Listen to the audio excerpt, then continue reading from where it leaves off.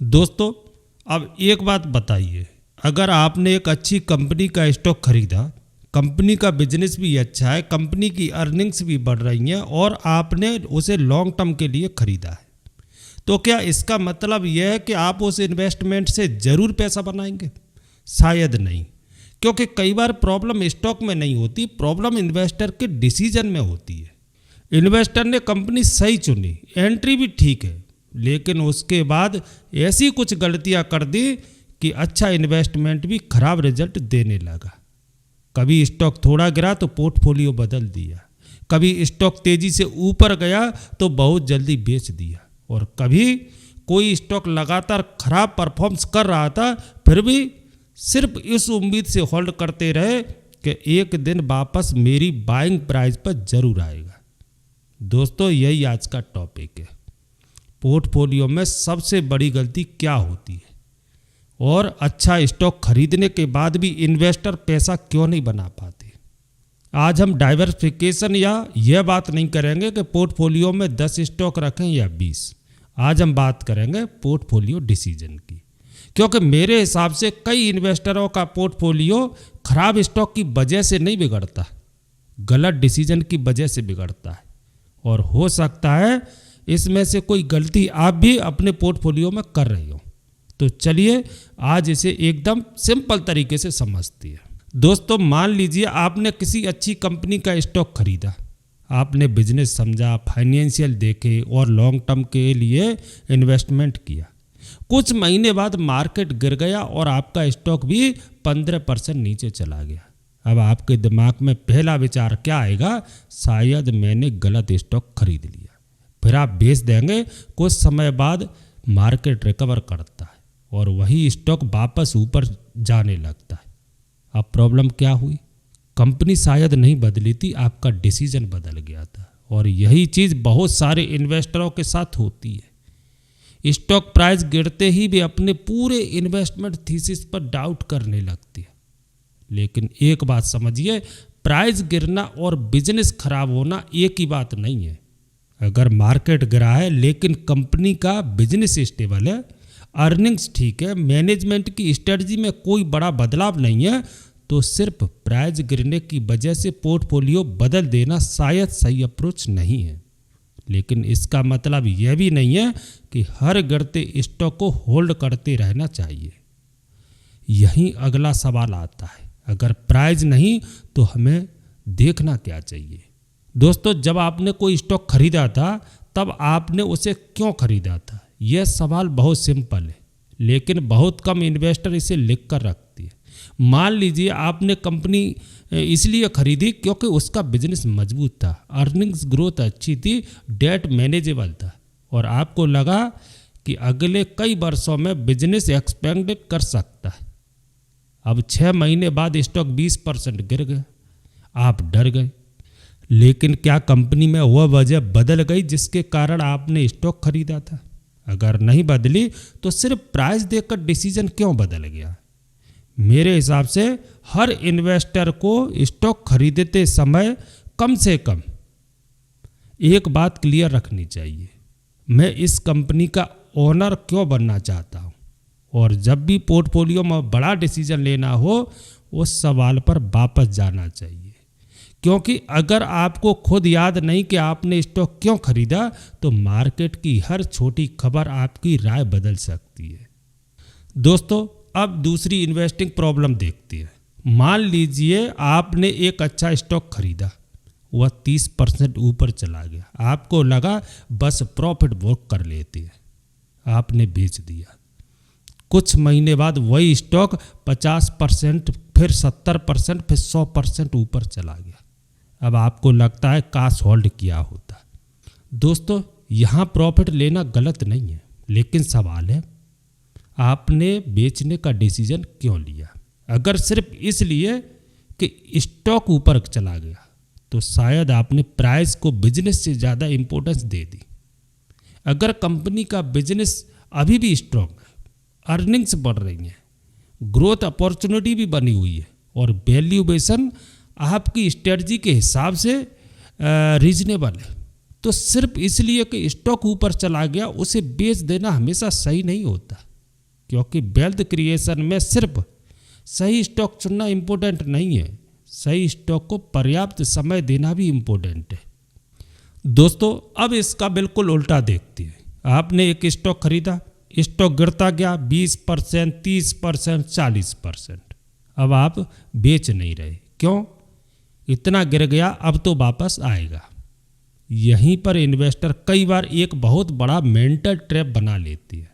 वह कंपनी को नहीं देख रहा, वह सिर्फ अपनी बाइंग प्राइस देख रहा है। मान लीजिए आपने स्टॉक 500 रुपये पर खरीदा, अब वह 300 रुपये पर है। आपका दिमाग कहता है कि 500 तक वापस आने दो फिर बेचूंगा, लेकिन मार्केट को आपकी बाइंग प्राइस से कोई मतलब नहीं है। मार्केट यह नहीं जानता कि आपने 500 का खरीदा था, इसीलिए सिर्फ अपनी परचेज प्राइस को डिसीजन का बेस बनाना सही नहीं है। असल सवाल होना चाहिए, अगर आज मेरे पास यह स्टॉक नहीं होता तो मैं इसे 300 रुपये पर खरीदता। अगर जवाब नहीं है तो सिर्फ पुराने लॉस की वजह से होल्ड करना शायद सही डिसीजन नहीं है।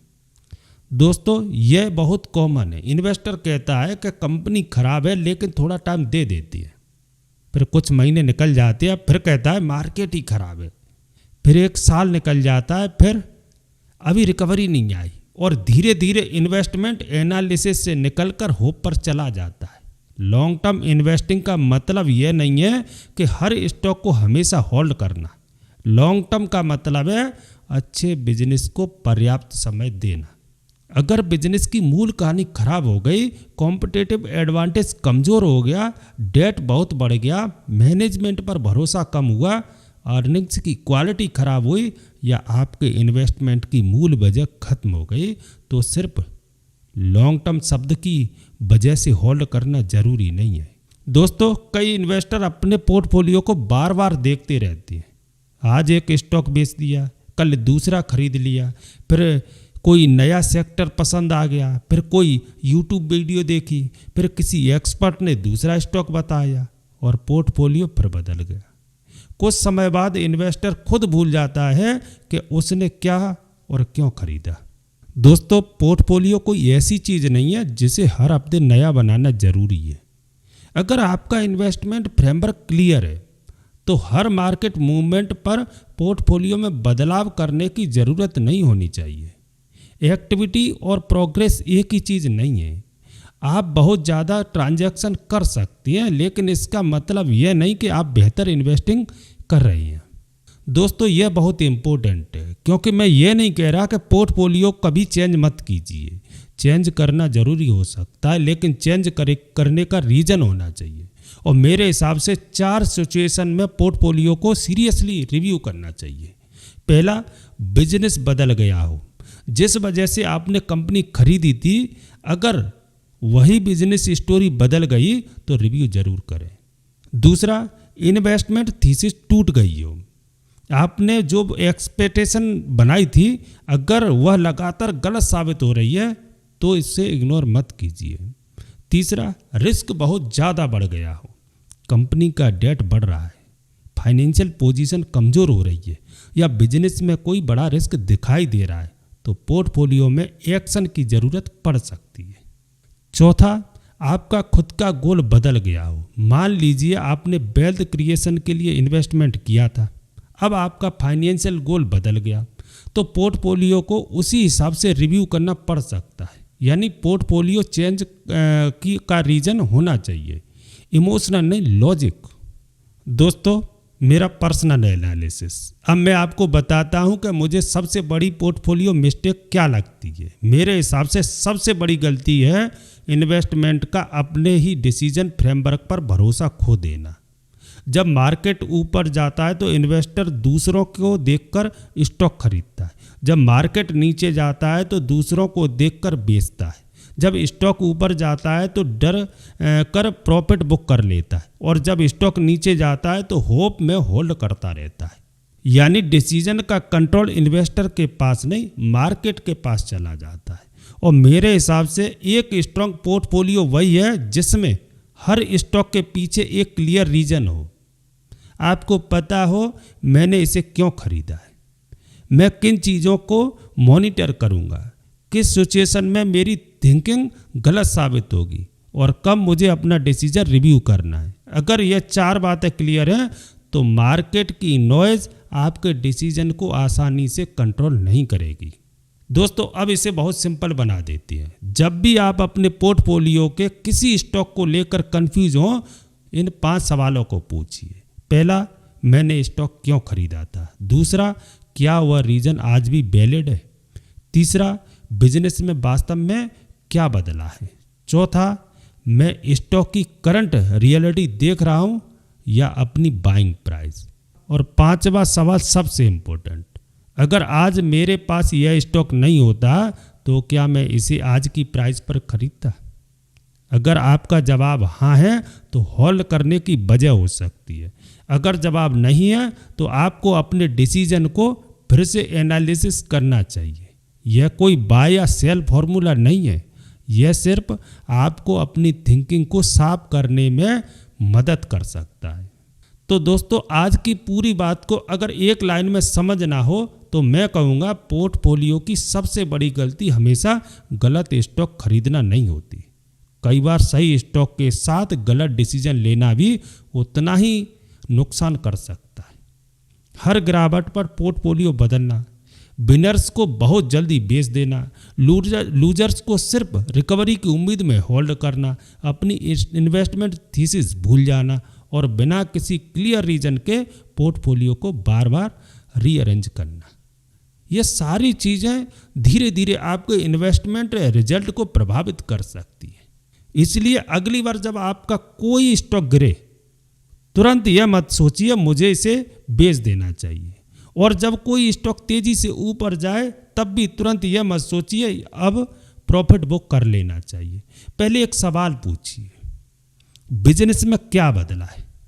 अगर बिजनेस वही है, अर्निंग्स की कहानी वही है, रिस्क मैनेजेबल है और आपकी इन्वेस्टमेंट थीसिस अभी भी वैलिड है, तो सिर्फ प्राइस मूवमेंट के कारण डिसीजन बदलने की जरूरत नहीं हो सकती। लेकिन अगर बिजनेस की कहानी बदल गई है, आपकी थीसिस टूट गई है या रिस्क आपके लिए एक्सपेक्टेबल नहीं रहा, तो सिर्फ इसलिए होल्ड करना भी सही नहीं है। मैंने इसे लॉन्ग टर्म के लिए खरीदा था। क्योंकि दोस्तों लॉन्ग टर्म इन्वेस्टिंग का मतलब किसी स्टॉक को हमेशा होल्ड करना नहीं है।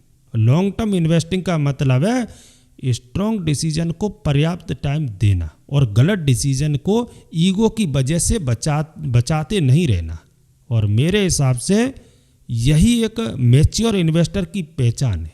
वह हर बार सही नहीं होता, लेकिन जब उसे पता चलता है कि उसकी थिंकिंग गलत थी तो उसे एक्सेप्ट करके अपना डिसीजन बदल सकता है। यही इन्वेस्टिंग है और शायद यही पोर्टफोलियो मैनेजमेंट का सबसे इम्पोर्टेंट हिस्सा है। स्टॉक को मैनेज करने से पहले अपने डिसीजन को मैनेज करना। अगर आपको यह वीडियो यूजफुल लगा हो तो लाइक ज़रूर करें और ऐसे ही प्रैक्टिकल इन्वेस्टिंग और वेल्थ क्रिएशन से जुड़े वीडियोस के लिए चैनल को सब्सक्राइब जरूर कीजिए। मिलते हैं अगले वीडियो में, तब तक के लिए जय हिंद।